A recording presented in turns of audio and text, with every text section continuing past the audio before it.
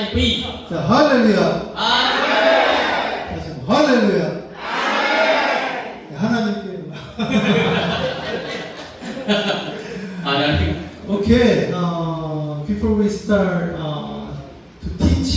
about the Holy Spirit, បាទចឹងមុនពេលដែលយើងចាប់ផ្ដើមបង្រៀនអំពីមេរៀនមួយដែលជាអំពីព្រះវិញ្ញាណបរិសុទ្ធ let me introduce my favorite Bible verse. បាទចឹងខ្ញុំចង់ណែនាំអំពីព្រះបន្ទូលដែលខ្ញុំស្រឡាញ់ជាងគេ Numbers បាទនៅក្នុងព្រះគម្ពីរជនគណនា chapter 14 verse 28. បាទចំពោះទី14ខ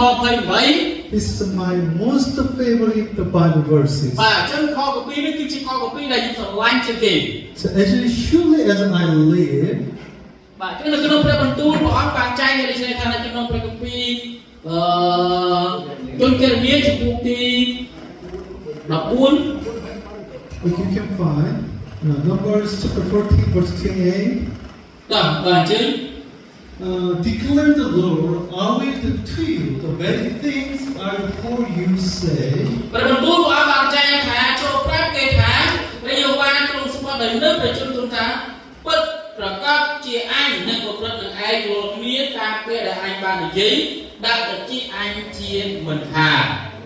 Speaking is very important. ការនិយាយនោះគឺសំខាន់ខ្លាំងណាស់ So Elder King today taught about Jesus Christ. បាទអញ្ចឹងលោកគ្រូ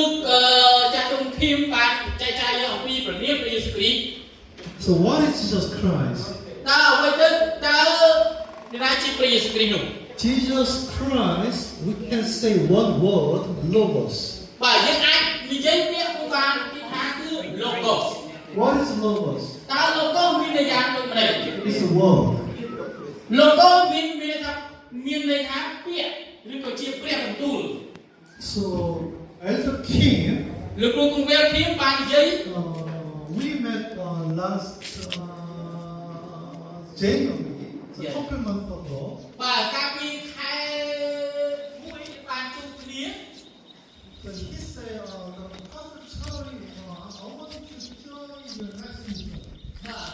គឺនិយាយបានថាអរគុណអើយខ្ញុំចង់ទៅចូលរួមវត្តកិច្ចជាមួយលោកដែរ And he's speaking in words. បាទអញ្ចឹងន័យថាតាមរយៈអ្វីដែលគាត់និយាយគឺមានការឡើងមែនដល់គេនោះ And Lydia also, he said, I want to join your next mission. បាទអ្នកគ្រូលីឌី